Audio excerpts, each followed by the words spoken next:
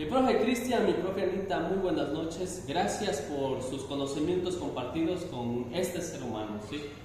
Les presento, esta es mi bitácora, es el resultado del trabajo y las actividades que ustedes nos han determinado, que por cierto es una actividad bastante significativa, ¿no? A través del arte poder encapsular y expresar al mismo tiempo los conocimientos, ¿sí? Como ustedes pueden ver, nuestra bitácora en las primeras partes van a abordar todos los contenidos que habíamos tratado dentro de lo que sería la materia.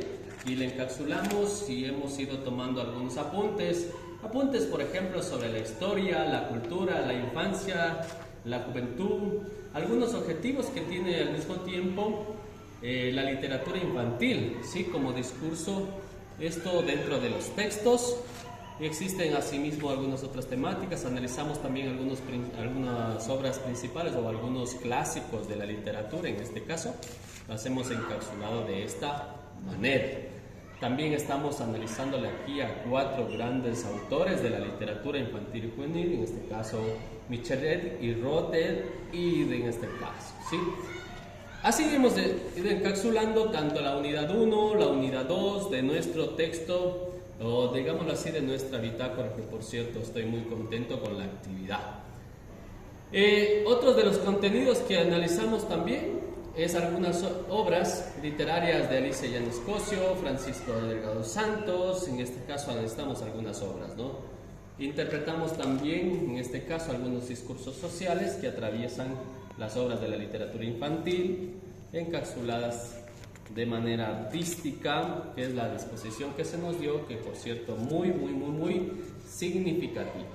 También se abordan aquí en esta parte algunos aspectos constructivos de la parte de la lingüística, la narratología, la parte de las cuestiones éticas, estéticas de la literatura infantil, para avanzar a algunos aspectos constructivos, lingüísticos y el uso práctico de los textos de la literatura infantil, ¿no?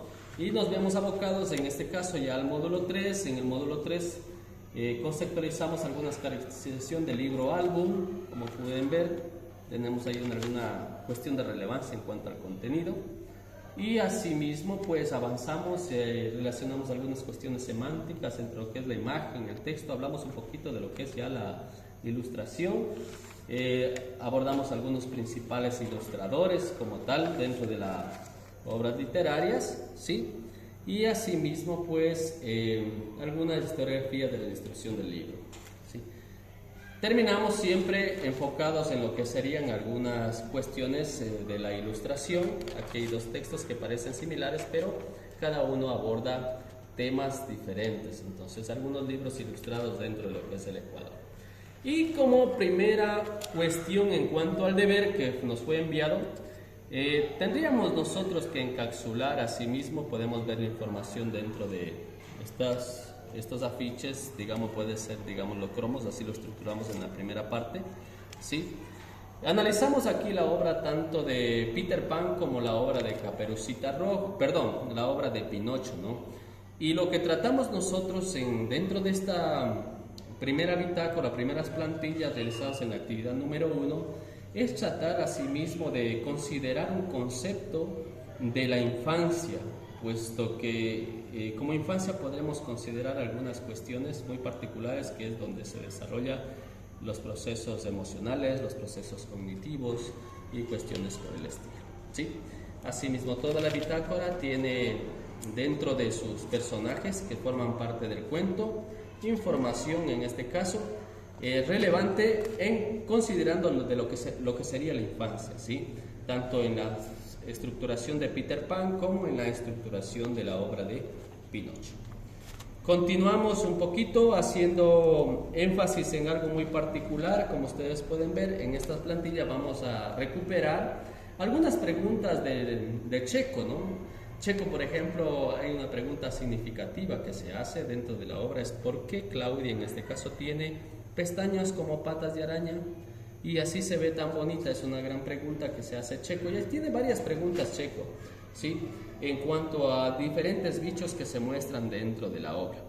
Pero por otro lado también no solamente nos sentamos a rescatar las preguntas de la obra de Checo, sino que también pues, procedimos a plantear en esta parte preguntas relacionadas a lo que sería preguntas que hacen los niños dentro de la infancia, preguntas que en realidad para nosotros pueden ser tal vez un poquito insignificantes, sin embargo guardan mucha realidad, mucha, digámoslo así, mucha esencia de lo que es la infancia como tal.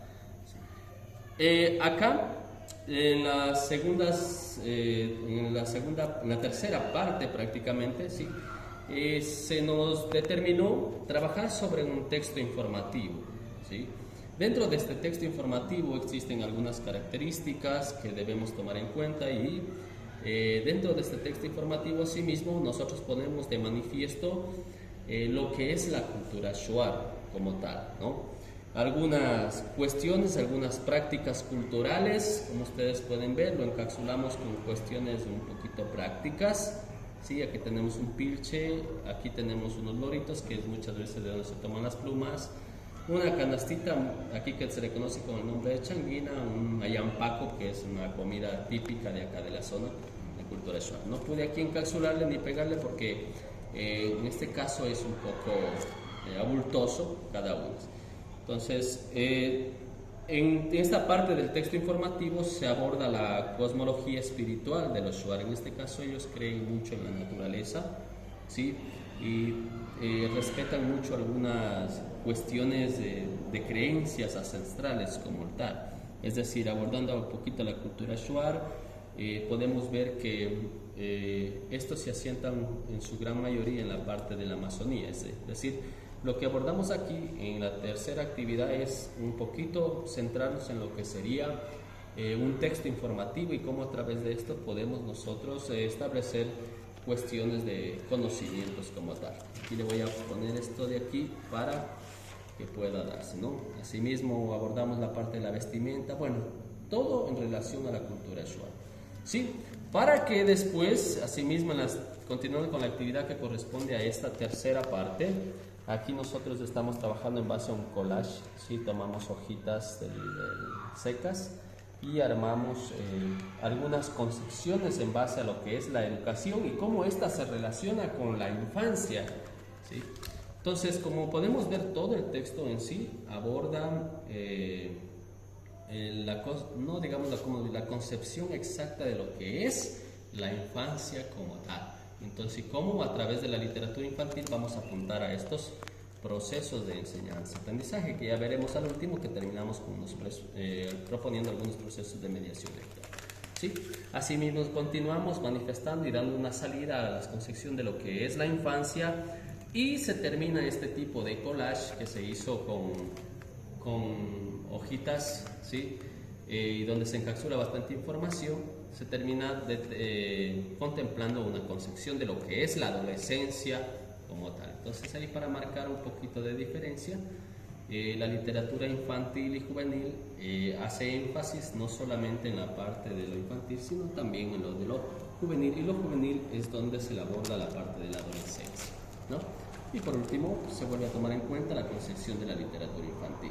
Esto es en cuanto a la tercera actividad. Y ahora, como se nos dejó un poquito libres para aumentar mucho más la creatividad, aquí hicimos un put-at, elegimos la opción de hacerle un put-at, y este put-at, la portada se establece de la siguiente manera: estrategias de promoción lectora. Aquí debemos considerar algo muy puntual dentro de esta parte, ¿ya? Que las estrategias de promoción lectora, este put-at más o menos funciona así, ¿sí? Como podemos ver, una vez abierto el texto toma vida. El put-at hace mención a todas las estrategias de promoción lectora, empezando por la cuestión de un concepto de lo que es una promoción lectora. Por otro lado, quienes ejercen en sí la promoción lectora, y al mismo tiempo qué actividades podemos proponer para realizar o trabajar con la promoción lectora. Ahora, esta misma actividad que ustedes nos enviaron, pues forma parte también de la actividad, porque nos obliga a insertar, a sintetizar información a partir de temas de análisis y cuestiones por el estilo, ¿sí? Otras actividades que se pueden tomar en cuenta también como parte de una promoción lectora. Aquí tenemos cuál es el objetivo planteado dentro de este cubo de las actividades, y asimismo aquí tenemos una especie de libro, ¿sí?, donde se va proponiendo, en este caso, ¿no?, algunas cuestiones. Sí, debemos recordar que las estrategias de promoción lectora permiten desarrollar el pensamiento como tal. Por otro lado, esto es una ayuda para cada uno, tanto para el infante como para el adolescente. Y bueno, en sí, ¿qué persigue la promoción lectora? Aparte de que el niño se recree, lo que persigue es, en este caso, es que el niño mejore sus habilidades tanto cognitivas, emocionales y cuestiones por el estilo. Y aquí se termina esta parte. Luego continuamos, asimismo, aquí terminaríamos con la parte de concepción de todo lo que se refiere a una estrategia de promoción lectora, para centrarnos ahora sí en algunas estrategias de promoción lectora y actividades como tal, ¿sí? Ahí podemos establecer algunos tipos y estrategias. Antes de arrancar con esto, deberíamos nosotros considerar que siempre el primer punto central para desarrollar una actividad o estrategia de promoción lectora es el mismo docente como tal, ¿sí? Entonces, primera actividad lectora que podemos emplear es el modelado, en este caso, ¿no? La actividad del modelado hace referencia a que vamos a visualizar una especie de ejemplo de cómo deberíamos leer. Por otro lado, una actividad de promoción lectora sería desarrollar una lectura compartida, ¿sí? Y aquí tenemos algunas otras estrategias de actividad lectora. Por ejemplo, esta partecita que dice aquí, que casi no la vamos a ver, las conciliaciones, es otra actividad muy... Conciliaciones sobre los libros, o sea, llegar a acuerdos, es en base a una lectura, ¿sí? Otra actividad es la creación de conexiones, ¿sí? Cómo el texto en este caso se relaciona con la persona que está leyendo. Otra actividad de promoción lectora tenemos aquí, por ejemplo, la de la lectura autónoma, que es otra actividad. Como siempre digo, el docente es quien juega. Otra actividad es usar, en este caso, recursos visuales. Es muy importante en esa parte, nos va a ayudar bastantísimo. El punto 7 es trabajar una animación, ¿sí?, para que a través de la lectura poder expresar algunas cuestiones orales y también cuestiones de escritura. Entonces, no solamente podríamos decir que la promoción lectora se centra en cuestiones de leer, sino en las partes creativas y al mismo tiempo de redacción, ¿no? Y asimismo, aquí cerramos un poquito esta parte, y por último, aquí les guardé una sorpresa para ustedes. En realidad, quiero agradecerles infinitamente, profe Alejandra y profe Cristian, por ese aporte brindado a mi proceso de formación. Sí, en realidad les quedo muy agradecido, muchas bendiciones, gracias a ustedes y gracias por permitirnos centrar la parte teórica en contextos prácticos y significativos. Gracias, maestros, de corazón, muchísimas gracias, que tengan muchas bendiciones. Gracias.